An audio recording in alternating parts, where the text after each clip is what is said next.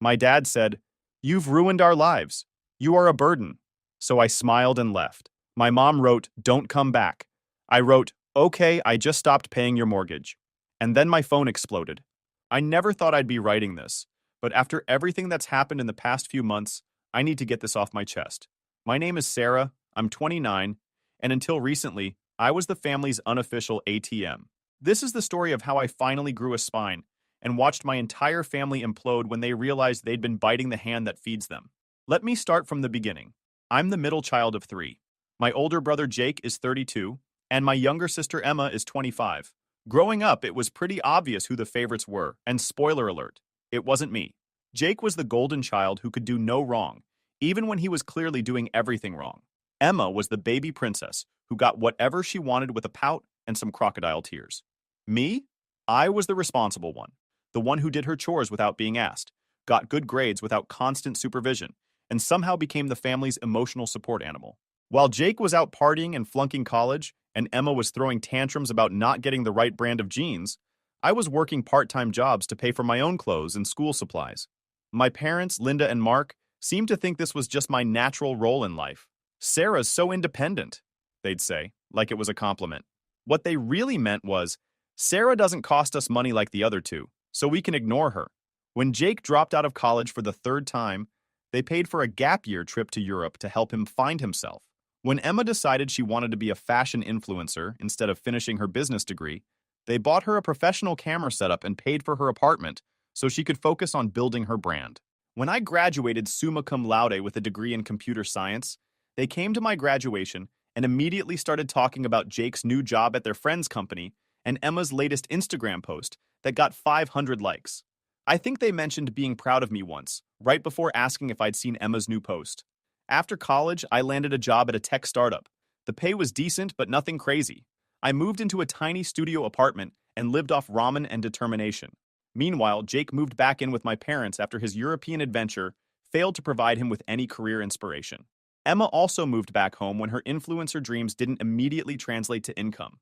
Here's where things get interesting. About 3 years ago, the startup I was working for got acquired by a major tech company. My stock options, which I'd completely forgotten about, suddenly became worth a substantial amount of money. We're talking life-changing money. I went from living paycheck to having more money than I knew what to do with. Did I tell my family about the windfall? Hell no. I'd learned early that any good news I shared either got ignored or somehow turned into a conversation about my siblings. Instead, I quietly moved into a nice apartment, bought a reliable car, and started investing most of the money. I also started anonymously helping my parents with their bills. See, my parents had always been terrible with money. Dad worked as a middle manager at a manufacturing company, and Mom had a part-time job at a doctor's office. They made decent money, but between supporting two adult children and their own spending habits, they were always struggling. Their mortgage payments were consistently late, and I'd overheard more than one heated conversation about money. So I did what any loving daughter would do. I started secretly paying their mortgage. I set up an automatic payment from one of my accounts, and every month their mortgage got paid. I told myself it was an investment in family peace. My parents' stress levels went down. They stopped fighting about money as much, and I felt good about helping. What I didn't expect was for this arrangement to continue for 3 fucking years, while my parents attributed their improved financial situation to Dad's hard work and better budgeting. They never questioned where the extra money was coming from. They just accepted that suddenly they could afford their bills and started spending even more freely. Jake, meanwhile, had found his calling as a professional disappointment. He'd been between jobs for about 2 years, spending his days playing video games and his nights going out with friends. Emma had decided that influencing was too hard and was now pursuing her dream of becoming a yoga instructor, which apparently required expensive retreats and equipment that my parents happily funded. The breaking point came last month during Sunday dinner. I'd been having a rough week at work, dealing with a particularly difficult project, and considering whether to take a promotion that would require relocating. I thought it might be nice to have a family dinner and maybe talk through my options with people who supposedly cared about me. I should have known better. I walked into the house to find Jake sprawled on the couch, controller in hand, complaining loudly about how his latest job interview went. Apparently, they'd had the audacity to ask him about the 2-year gap in his employment history, and he was deeply offended by their lack of understanding. "It's like they don't get that I've been focusing on personal growth," he was saying to Mom, who was nodding sympathetically while cooking his favorite meal. I can't help that the job market is so competitive. Emma was at the kitchen table, crying over her laptop. Her latest attempt at becoming an influencer, a lifestyle blog about sustainable living, had gotten 3 whole comments, and she was devastated that her content wasn't reaching a wider audience. Maybe you should get a real job, I suggested, sitting down at the table. I know it's not as glamorous as influencing, but it pays the bills. Emma looked at me like I'd suggested she start eating glass. You don't understand the creative process, Sarah. I can't just turn my passion on and off like you do with your computer stuff. My computer stuff. The computer stuff that was literally paying their mortgage every month. Dad came in from the garage, wiping oil off his hands. Sarah, good, you're here. We need to talk about your brother. Which one? I asked, though I knew exactly which one. Jake needs help getting back on his feet. He's been working really hard to find the right opportunity, but these companies just don't appreciate his unique perspective. We think it would be good for him to take some classes, maybe get certified in something. The problem is, the program he wants costs about $10,000. I stared at him. $10,000 for what? It's a life coaching certification, Jake said, not looking up from his game. I want to help people reach their potential. I've got a lot of wisdom to share from my experiences. His experiences. 2 years of unemployment and living in his childhood bedroom. That sounds expensive, I said carefully. Well, that's why we thought you could help, Mom said, bringing Jake a plate of food. You're doing so well with your career, and you don't have any real expenses like the rest of us. I blinked. No real expenses? You know what I mean. You don't have a family to support or anything. Your job pays well, and you live in that tiny apartment. You must have money saved up. The tiny apartment I'd moved to specifically so I could afford to help them, though they didn't know that.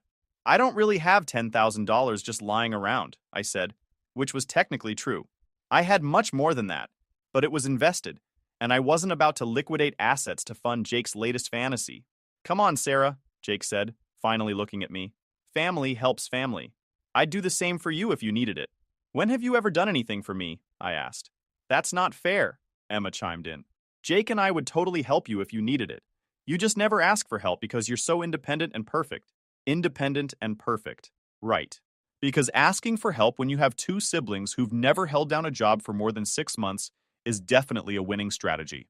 Look, Dad said, sitting down heavily. We're all struggling here. The mortgage has been harder to manage lately.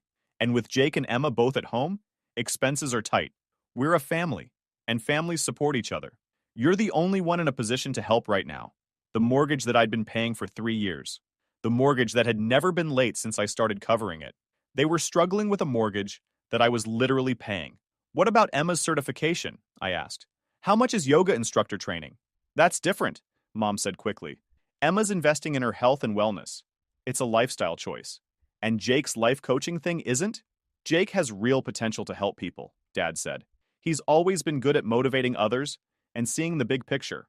This certification would give him the credentials he needs to start his own business. The same Jake who hadn't motivated himself out of bed before noon in 2 years. I need to think about it, I said. What's to think about? Jake asked, pausing his game. Either you care about family or you don't. That's when something inside me snapped.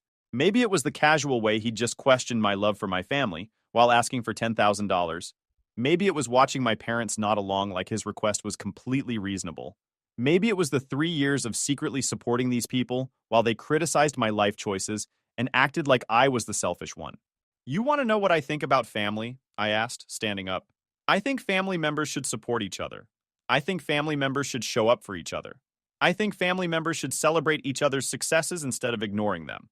We do support you, Mom said, looking confused. Really? When was the last time any of you asked me about my job? When was the last time you showed interest in my life that didn't involve asking for money or advice? That's not fair, Emma said. We care about you. You care about what I can do for you. There's a difference.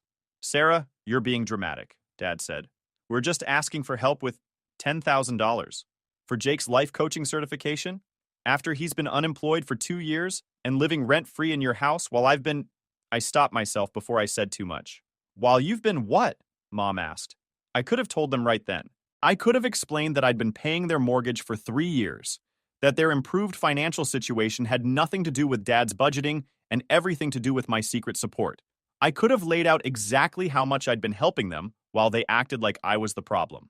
Instead, I said, while I've been building a career and trying to be responsible, and we're proud of you for that, Dad said in that patronizing tone I'd learned to hate. But success comes with responsibility. You have an obligation to help your family when you can. An obligation. Yes. We sacrificed a lot to raise you kids. We put you through school, kept a roof over your head, fed you. Now that you're successful, it's time to give back. They put me through school. I'd had a part-time job since I was 16 and paid for most of my own expenses. I'd taken out student loans for college and paid them off myself. The roof over my head had been shared with two siblings who were actively making their lives more difficult while I tried to stay out of the way. What exactly did you sacrifice for me? I asked. Mom looked hurt. Sarah, how can you ask that? We gave you everything. You gave Jake everything. You gave Emma everything. I got hand-me-downs and lectures about being grateful. That's not true, Emma said, but she couldn't quite meet my eyes. Isn't it? When's the last time you bought me anything? When's the last time you offered to help me with anything? When's the last time you treated me like I mattered as much as Jake and Emma? You're being ridiculous, Jake said, unpausing his game. Just because you're jealous that Emma and I are pursuing our dreams instead of selling out to corporate America doesn't mean selling out? I'm selling out by having a job? You know what I mean. You chose money over happiness, and now you're bitter that we're brave enough to follow our passions. My passions. I loved my job. I was good at it, and it gave me the financial freedom to help my family, even though they didn't appreciate it. But apparently, that made me the sellout. My job makes me happy, I said. It also pays for things like food and housing and, apparently, other people's mortgages. What does that mean? Dad asked. This was it. The moment I could come clean and explain everything. The moment I could show them exactly how much their sellout daughter had been supporting them. The moment I could make them understand that their financial stability had nothing to do with their own efforts and everything to do with my generosity. But looking at their faces, Jake's entitled smirk, Emma's self-righteous pout, my parents' expectant expressions, I realized that telling them the truth wouldn't change anything. They'd just see it as proof that I owed them even more. They'd probably demand I continue paying their bills while also funding Jake's certification and whatever other dreams Emma came up with. So instead, I said, it means I'm done. Done with what? Mom asked. Done pretending that this is a family? Done pretending that you care about me? Done pretending that I owe you anything? Dad's face darkened. Sarah, you're being unreasonable. We're asking for help, not demanding. You're not asking. You're telling me I have an obligation. You're acting like my success is somehow your right to claim. You're treating me like an ATM with legs. That's not what we're doing, Mom said, but her voice was uncertain. Isn't it? When was the last time you called me just to talk? When was the last time you invited me over for dinner without needing something from me? When was the last time you acted like you were proud of me instead of resentful? We are proud of you, Dad said, but it sounded hollow. No, you're not. You're embarrassed by me. You think I'm boring and materialistic because I have a stable job and don't need constant financial support. You act like my success is somehow an indictment of your parenting because I didn't turn out like Jake and Emma. Your siblings are good kids, Mom said defensively. Your siblings are 32 and 25 years old, and they're living in their childhood bedrooms while demanding that other people fund their dreams. At what point do they stop being kids and start being adults? They're trying, Dad said. They're not trying. They're expecting. They expect you to pay for everything. They expect me to pay for everything. They expect the world to hand them success without having to work for it. And you think you're better than them? Jake asked, finally turning around to face me. I think I'm more responsible than them. I think I'm more independent than them. I think I'm more grateful than them. Grateful for what? You act like we never did anything for you? What did you do for me, Jake? Specifically, what did you ever do for me? He opened his mouth, then closed it. Emma jumped in. We were always there for you growing up. No, you weren't.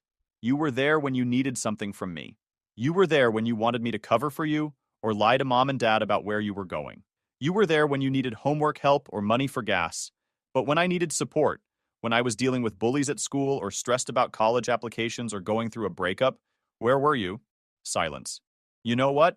This conversation is pointless. You've already decided that I'm the bad guy because I won't immediately hand over $10,000 to fund Jake's latest fantasy. You've already decided that my job and my life choices make me somehow less valuable than your unemployed son and wannabe influencer daughter. You've already decided that I exist to serve this family instead of being part of it. Sarah, that's not...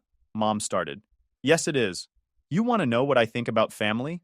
I think family members should lift each other up, not tear each other down. I think family members should celebrate each other's successes, not resent them. I think family members should support each other emotionally, not just financially. And I think family members should respect each other enough to not make demands disguised as requests. We do respect you, Dad said. No, you don't. You respect my bank account. You respect my usefulness. But you don't respect me as a person, and you never have. That's a horrible thing to say, Mom said, tears starting to form in her eyes. It's a horrible thing to be true, I replied. But it is true, and all of you know it. I walked toward the door, done with this conversation and done with these people. Where are you going? Dad called after me. Home. Sarah, wait, Mom said, following me. Don't leave like this. We can work this out. I turned around at the door. How? How do we work this out? Are you going to suddenly start treating me like I matter? Are Jake and Emma going to suddenly become self-sufficient adults? Are you going to stop seeing me as a piggy bank and start seeing me as a daughter? You're being unreasonable, Dad said, coming up behind Mom. We love you, but you're acting like a spoiled brat. We raised you better than this. You raised me to be invisible unless you needed something from me. You raised me to put everyone else's needs before my own. You raised me to believe that my value as a person was directly tied to what I could do for other people. Well, congratulations. Your parenting worked perfectly. Sarah, Jake said, standing up from the couch, you're being dramatic. We're family. Families fight sometimes, but we always work it out. We don't fight, Jake. You all make demands, and I either comply or I'm the bad guy. That's not fighting. That's manipulation. You're being ridiculous, Emma said. We're not manipulating you. We're asking for help because we know you love us. If you knew I loved you, you'd care about my feelings. You'd ask about my life. You'd show interest in my thoughts and dreams and fears. You'd treat me like a person instead of a resource. We do treat you like a person, Mom insisted. When? Give me one example from the past year when you treated me like a person whose feelings mattered. They all looked at each other, and I could see them trying to think of something. The fact that they had to think about it said everything. That's what I thought, I said. You know what the really sad part is? I would have helped Jake with his certification. I would have helped Emma with whatever she needed. I would have continued helping all of you, probably forever, if you just once made me feel like I was part of this family instead of just a bank account with legs. You are part of this family, Dad said, but his voice lacked conviction. No, I'm not. I'm a convenient source of money and advice. I'm someone you call when you need something fixed or paid for. I'm someone you turn to when your actual children disappoint you. But I'm not someone you celebrate or support or love unconditionally. That's not true, Mom said, crying now. Mom, when was the last time you called me just to see how I was doing? When was the last time you asked about my job in a way that showed you actually cared about the answer? When was the last time you invited me to dinner without needing something from me? She couldn't answer, and that was answer enough. I'm done enabling this dysfunction, I said. I'm done pretending that being related to you makes this a healthy relationship. I'm done sacrificing my emotional well-being for people who see me as useful but not valuable. Sarah, please, Dad said. You're upset, but don't make any decisions you'll regret. We're your family. We'll always be your family. Family is supposed to be a source of love and support, not stress and resentment. Family is supposed to build you up, not tear you down. Family is supposed to care about your happiness, not just your usefulness. We do care about your happiness, Emma said. When have you ever asked me if I was happy? When have any of you ever asked me what I wanted or needed or dreamed about? More silence. You've ruined our lives, Dad said suddenly, his tone shifting from pleading to angry. You come in here with your superiority complex and your accusations, and you're destroying this family. You're selfish and ungrateful, and you're hurting your mother with this ridiculous tantrum. I've ruined your lives? How exactly have I ruined your lives? You're tearing this family apart with your selfishness. You're making your siblings feel bad about themselves because you can't stand that they're following their dreams instead of selling their souls like you did. There it was. The real feelings coming out now that I wasn't immediately complying with their demands. And you're a burden, Dad continued, his face red with anger. You've always been a burden. You're negative and critical and impossible to please. You suck the joy out of every family gathering with your attitude. Maybe it would be better if you just stayed away. A burden. After 3 years of paying their mortgage, after a lifetime of trying to earn their love and approval, after sacrificing my own emotional needs to keep their family functional, I was a burden. I looked at Mom, waiting for her to contradict him, to defend me, to show some sign that she disagreed with his assessment. Instead, she just stood there crying, which I'd learned long ago was her way of avoiding taking any position that might upset someone. You know what? I said. and I was surprised by how calm my voice sounded. You're absolutely right. I am a burden. I'm a burden because I have expectations. I'm a burden because I want to be treated like I matter. I'm a burden because I think family should be about more than financial transactions. I smiled, and I could see it unsettled them. They were expecting me to cry or argue or apologize. Instead, I felt this strange sense of relief, like a weight I'd been carrying for years had suddenly been lifted. Thank you for clarifying where I stand, I continued. It makes my decision much easier. What decision? Mom asked. The decision to stop being a burden. I walked out the door, got in my car, and drove home. My phone started ringing before I was even out of their driveway, but I didn't answer. I had some things to take care of. The first thing I did when I got home was call my bank. I canceled the automatic payment that had been covering my parents' mortgage for the past 3 years. Then I transferred the money that would have gone to their next payment into my savings account instead. The second thing I did was block my family's phone numbers. I wasn't ready to hear their voices or read their messages. I needed time to process what had just happened and decide how I wanted to move forward. The third thing I did was open a bottle of wine and order Thai food. For the first time in years, I had a Sunday evening that was completely my own, with no family drama or financial obligations or guilt trips. It was surprisingly peaceful. I slept better that night than I had in months. Monday morning, I went to work and told my boss I was interested in the promotion we'd discussed, the one that would require relocating to our company's Seattle office.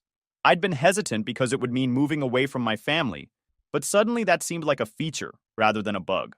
My phone had been buzzing all morning with calls from blocked numbers, but I ignored them. Around lunchtime, I got a text from my mom's friend Janet, who I barely knew. It just said, "Your mother is very upset. Please call home." I deleted the text without responding. Tuesday afternoon, I got an email from Emma at my work address. The subject line was, "Emergency, please read." The email was a long, rambling message about how I was being unfair and how the family needed to stick together and how she couldn't believe I was punishing everyone because I was in a bad mood. I forwarded the email to my personal account and blocked her work email address. If there was a real emergency, they could call 911. Wednesday, I came home to find Jake sitting on my doorstep. He looked like he'd been there for a while. "We need to talk," he said, standing up as I approached. "No, we don't. Sarah, come on. You're being ridiculous. Mom's been crying for 3 days. Dad's barely eating. Emma's having panic attacks. You're destroying the family over a stupid fight." "I'm not destroying anything. I'm just not participating anymore." "What does that mean?" "It means I'm done being the family's emotional and financial support system.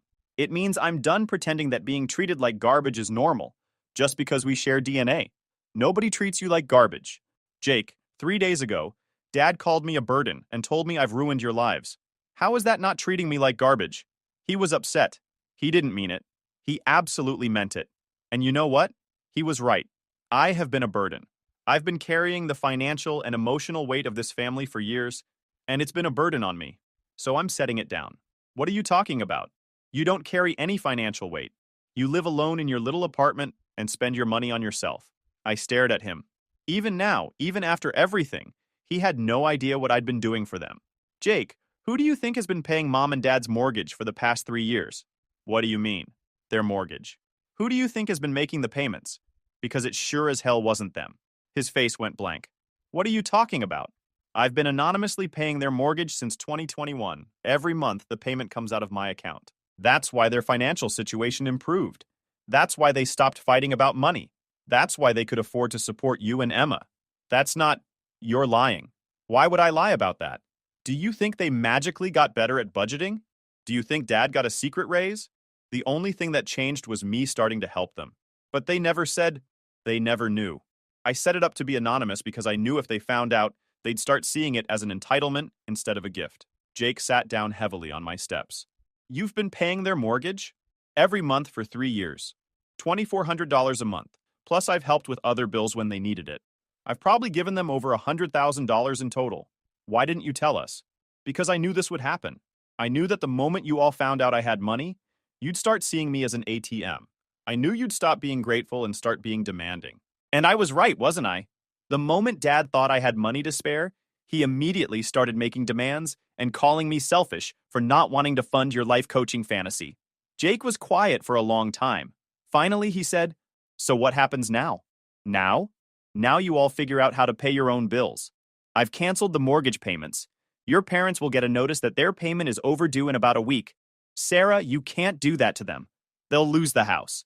They should have thought about that before calling me a burden and telling me I've ruined their lives. They didn't mean it. Jake, I've been helping them for 3 years without asking for anything in return. Not gratitude, not recognition, not even basic respect.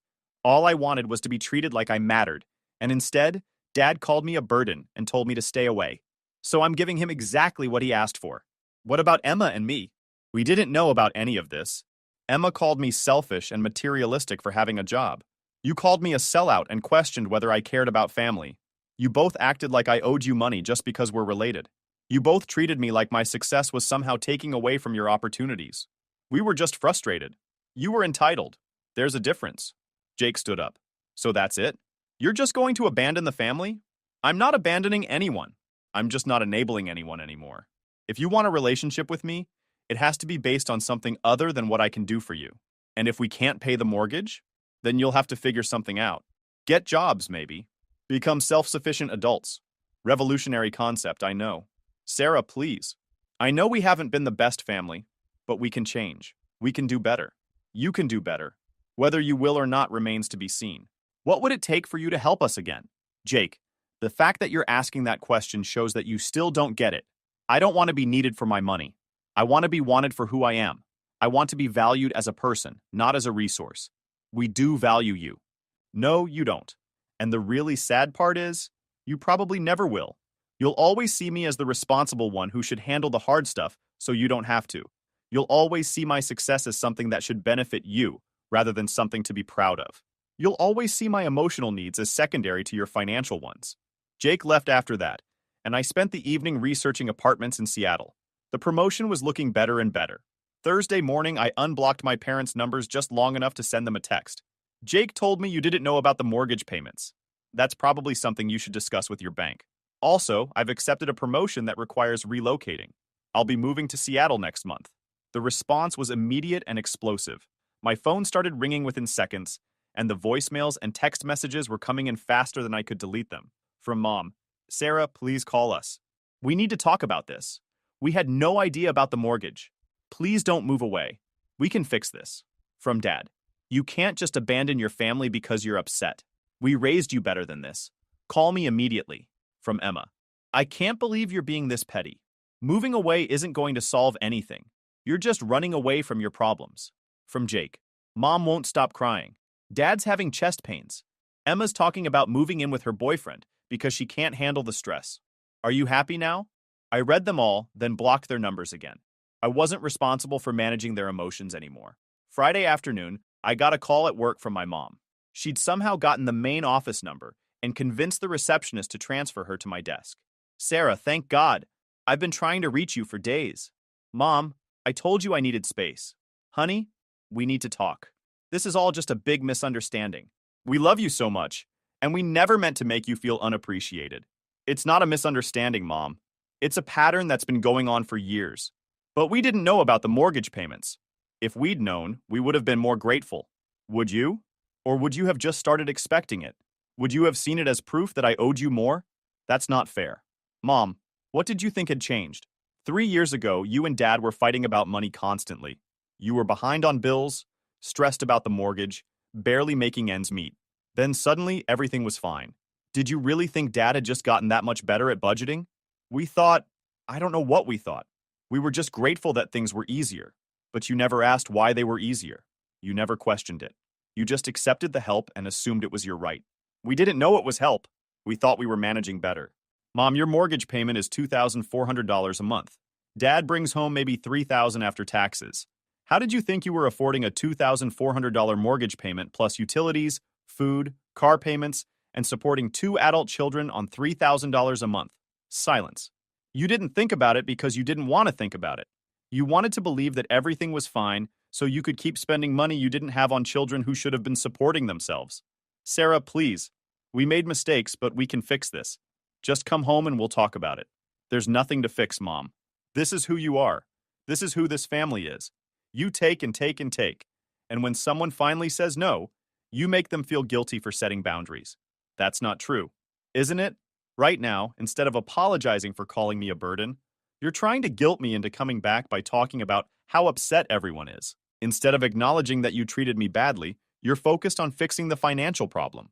Instead of asking what you can do to repair our relationship, you're trying to manipulate me into resuming the relationship on your terms.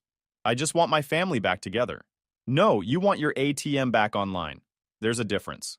I hung up and asked the receptionist to block calls from that number. That weekend, I drove to Seattle to look at apartments. The city was beautiful, and I found a perfect one-bedroom place with a view of the Sound. I put down a deposit and signed the lease. For the first time in years, I was excited about the future. Monday morning, I put in my 2 weeks' notice at my current position and started planning the logistics of my move. My boss was supportive, and my new team in Seattle was excited to have me. Everything was falling into place. Tuesday evening, I came home to find my parents' car in my apartment complex parking lot. They were sitting on the hood, and they'd clearly been waiting for a while. "We need to talk," Dad said as soon as he saw me. "No, we don't. Sarah, please. Just give us 5 minutes. You had my entire childhood to treat me with respect and kindness. You had 3 years of me secretly supporting you to show some appreciation. You had last Sunday to choose your words carefully when I was asking for basic consideration. You don't get 5 minutes now. We're your parents," Mom said. "That has to count for something. It counts for a lot. It counts for why this hurts so much. It counts for why I spent 3 years trying to help you even when you didn't appreciate it. It counts for why I'm moving across the country instead of just cutting you off completely." "You're moving because of us?" Dad asked. "I'm moving because I've realized that as long as I stay here, you'll keep treating me like a backup plan instead of a daughter. You'll keep seeing me as someone who exists to solve your problems instead of someone whose problems matter too." "Your problems matter," Mom said. "When have you ever asked about my problems? When have you ever offered to help me with anything? You never seemed like you needed help. I never seemed like I needed help because I couldn't afford to need help. I was too busy being the stable one, the reliable one, the one who had her shit together. I was too busy making sure everyone else was okay to admit that I wasn't okay." "What do you mean you weren't okay?" Dad asked, and for the first time, he sounded genuinely concerned. "I mean, I've been depressed and anxious for years. I mean, I've been seeing a therapist to deal with the emotional damage from growing up feeling invisible and unimportant. I mean, I've been questioning my self-worth and my ability to form healthy relationships because the people who were supposed to love me unconditionally only seemed to love me when I was useful." "We didn't know," Mom whispered. "You didn't ask. You never ask. You never check in on my emotional state or my mental health or my happiness. You call when you need something, and when you don't need something, you forget I exist." "That's not true," Dad said, but his voice lacked conviction. "Dad, when was the last time you called me just to see how I was doing?" He couldn't answer. "When was the last time either of you asked about my job in a way that showed you actually cared about my career goals?" Silence. "When was the last time you invited me to dinner without needing help with something or wanting to discuss Jake and Emma's problems?" More silence.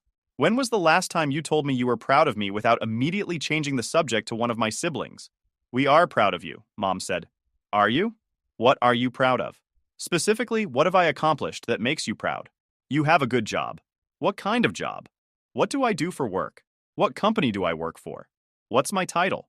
They looked at each other, and I could see them trying to remember if I'd ever told them these basic facts about my life. "You work with computers," Dad said finally. "That's not an answer. That's a guess based on my college major from 7 years ago." "We're sorry," Mom said. "We should have paid more attention." "Yes, you should have. But the fact that you didn't shows me everything I need to know about where I stand in this family." "We can do better," Dad said. "We want to do better." "Why?